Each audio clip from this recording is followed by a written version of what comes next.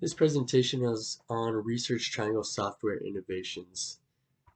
The background on this situation is that Tar and Heel is an advisory assurance and audit firm who's asked to engage with Oak Manufacturing, one of their clients, to advise them on which ERP they should select given a specific set of criteria.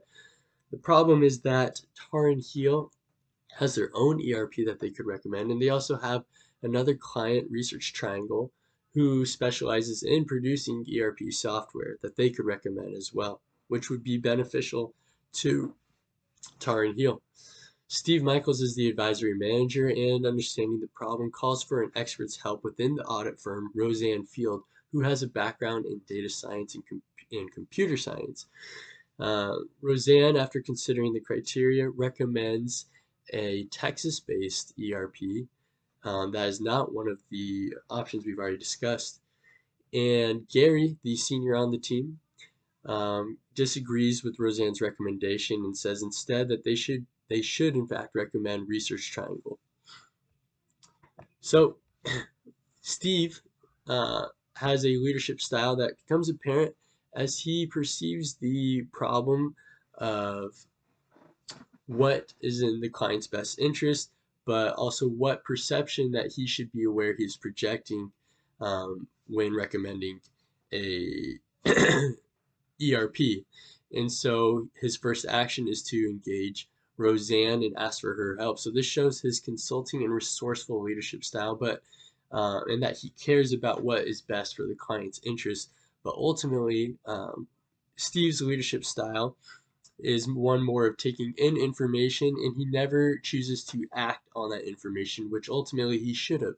He should have taken an executive lead in using the information and advice that Roseanne gave, and especially when Roseanne was confronted by Gary, Steve should have been there to back her up, or in fact be the one saying that, no, I understand what Roseanne has said and I agree with her, and this is in our best interest and most importantly in the client's best interest.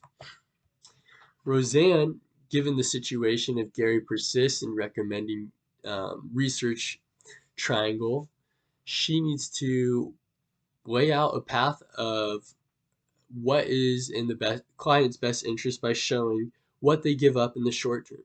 Specifically, they would be violating three ACCT Code of Conduct principles: the public interest principle, the integrity principle, the objectivity and independence principle. And not only would these principles be violated, but they could jeopardize their CPA memberships individually, as well as their entire audit firm's partnership licensing. And even more damaging than that is that the community's perception and confidence of the profession's ability to perform their duty ethically could certainly be damaged. And so, in recommending what should be done, Roseanne needs to first help Gary and Steve see what the short term gains are versus the long term losses, and what would be the best case for the client when recommending the Texas based ERP.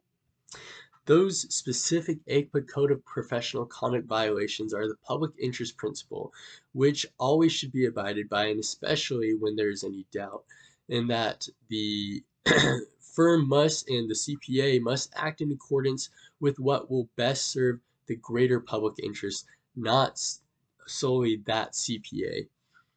The integrity principle can best be described by having a CPA do what they say they will do, which in this case, the CPA and the firm let the client know that they would recommend the best ERP for the client, not for the audit firm.